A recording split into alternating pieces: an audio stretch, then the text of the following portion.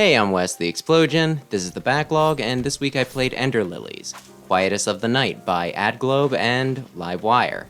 The game takes place in a kingdom overtaken by Blight, a corrupting influence that gets rid of the afflicted's minds and turns them into a hostile walking undead, in various shapes and states of decay. Things kick off when Lily, a luminous little girl, wakes up in a strange stone building in said kingdom and sets off with the spirit left to guard her to purge the Blight. The game's a Metroidvania, which means an interconnected world that you explore with platforming, you being able to access more and more as you gain new abilities. Lily can move about and jump, of course. She also has not so much a dodge roll, but what feels more like a desperate leap to get out of the way of an attack that will negate all damage if you time it correctly. Though it does take a moment to get back up, so you have to be a little careful about using it. If Lily takes damage, she can heal herself, up to 3 times between respite areas. As for offense, that's where the spirits come in. You start off with the Umbral Knight that you can summon to attack with a short sword combo, though defeating and purging bosses and sub-bosses will unlock more for you to use. The sub-bosses all seem optional and are just powered up versions of regular enemies. The bosses are a good bit harder to take down and as such, tend to give better powers, as well as new abilities for exploration, like a double jump and this game's equivalent of the ground pound. Most of the attacks these grant have limited uses, but some of the more basic straightforward strikes you can use as many times as you like. Some are close combat, some are ranged, a few come out and follow you around, attacking as needed, but most you have to use manually. For these, you have to stand still while the attack is used, which can leave you vulnerable, especially the heavier blows, so positioning and timing are key. Each spirit can be powered up for effects like more damage, uses, and the like by collecting special types of blight, normally found by exploring and taking them off of inert corpses. You can have up to 6 spirits equipped at once, 2 tabs of 3 that you can swap between, so selecting a roster based off of what you're up against is a good idea. Taking down enough enemies will level Lily up, increasing her basic stats. You can also find power-ups to permanently increase things like HP, and also find relics to give yourself buffs, though you only have so many slots to do this with. Experimenting a bit and using different ones as the situation dictates is encouraged. With Ender Lilies being a Metroidvania, exploration is a big part of it. The different abilities you get are great and each one feels like a game changer. I already mentioned the first 2, the double jump and ground pound, but a lot of the fun with this game was seeing things I couldn't access and guessing at what would make it traversable, then either being proven right or being pleasantly surprised when they gave me some oddball power. So I think I'll cap my list there to preserve the joy of discoverability. They all did feel mostly good and intuitive to use, with maybe one thing being a bit odd to get the hang of. The map could be better. Each room is represented as a box and connecting passages are a dot. If you've found said connecting way, it'll be white and a line will be drawn to the place it leads to. If not, it'll be red. The map only shows where you've already been, so it expands as you explore more and more. My issue with the map is how vague it is. The rooms are represented by blocks that show relatively how large they are, and the interconnected spots are placed where they generally are relative to the room's dimensions. But as for exact location, that's left up to your judgment and imagination. Even your current position is only specified as this room. Given all the pathways you have to navigate, all the changes in position you have to do, and that you can only see what's on the screen at a time, it can be very hard to determine where you're at, where you previously saw something, and how things connect to each other. In addition to that, it can be hard to tell where you're supposed to go to advance. In the beginning, when your choices are kinda limited, it's pretty fun to run around, and it always feels like you're discovering something new and making progress. As things move along, though, where you're expected to go becomes increasingly unclear. The map is vague, as I said, so typically your best bet is to head to a red dot on the map and hope that you find the right path through trial and error. Even if you do remember a spot where you can use a new ability and have to fast travel, the location names aren't always the most descriptive. While some might click with your memory, others seem more whimsical, like Witch's Hermitage, which, in a land filled with magic, doesn't exactly tell you much. At one point, I nearly drove myself mad trying to find which area was the one covered in snow, since there was no area with a wintry sounding name. I eventually found it, but if you asked me which spot it was, I couldn't tell you. There are more detailed maps online, so this can be mitigated, but if you're playing this game away from a computer or determined to do it under your own power, you'll probably have issues. In addition to plot advancement and the collectibles I mentioned earlier, you can also find respites and shortcuts. At respites, you can recover health, refill heals and spirit uses, power up spirits, change your loadout, save, and fast travel between these rest areas, though using one will respawn all the enemies you killed outside of bosses. As for shortcuts, those are likely self-explanatory, though for the sake of thoroughness, you travel through an area, going up, around, back, and through, taking out enemies and navigating puzzles, and you come to a switch, which opens up a hatch that lets you reach that spot easier on subsequent trips, without all that extra jazz. Given some of the treks you had to make, these are great, and it's really nice to feel like you made some progress even if you didn't make it all the way to the next save point. The game's presentation is pretty nice. Visually, I like the more bleak aesthetics and creepy looking enemies, and the way they contrast the main character, with her small and cute appearance, her white and slightly glowing frame. The whole thing looks almost storybook-esque, either something a bit darker from the Brothers Grimm, or the aftermath of a more typical fairy tale, infecting it with death and ruin. The story also isn't horrible. It's nothing that hasn't been done before, but it gets across much of what it's going for. At first, things seem a little vague, and there doesn't seem to be much of a reason for what's happening, only that everyone's dead and infected with the bad stuff.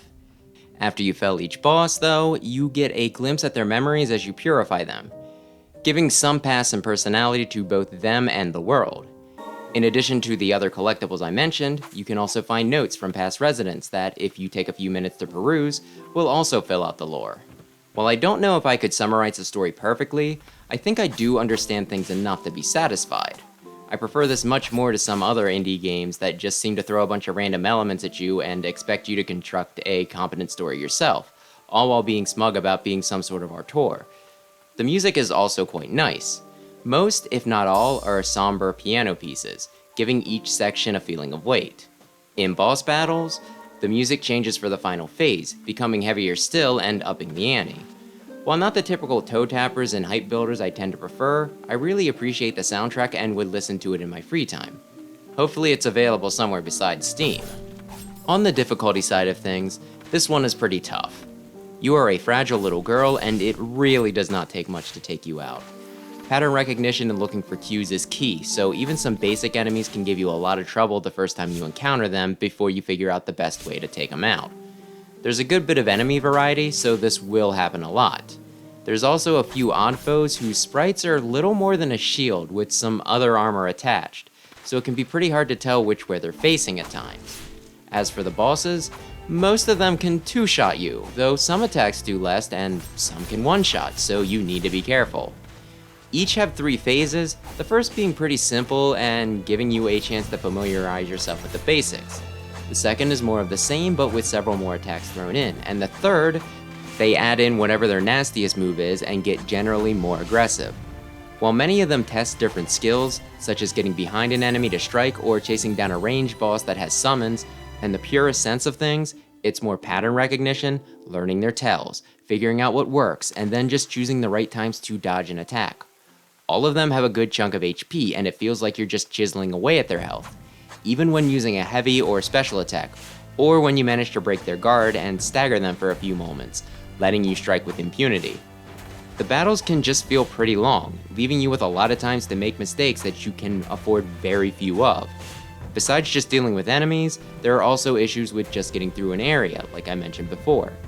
Oddly enough though, there are no major penalties for dying, no loss of resources, the only consequence being that you have to start back at your last respite area. While in the beginning, this makes the game seem pretty forgiving, as things start getting harder and harder and you have to repeat several rooms with tricky platforming and waves of enemies, or a protracted boss fight where the first phase starts feeling more like a formality, it truly does start to seem like a punishment. In the beginning of my playthrough, I was having a ton of fun. I liked the visuals and the music, and the challenge was right where I was comfortable with. Exploration and the new moves felt great, and while I was dying a decent bit, it felt like I was constantly getting better, and stuff that was tripping me up before suddenly felt second nature, and I was able to fly through it. Then in Chapter 4, I had my first hiccup, it taking me way too long to figure out where I was supposed to go next, and needing to look up a walkthrough. In Chapter 5, The level went on for way too long, me needing to navigate a lot of elevators that constantly screwed with my sense of space, and when I finally reached the boss, it took me literal hours to clear them, as opposed to the roughly 10 minutes it had taken me on previous ones. That one was probably the worst, but the following bosses still took me significantly longer than they did in the first half of the game. It continued to be rough going for me, and I constantly questioned whether I should call it quits, especially when I wound up in an area where the air was poisonous.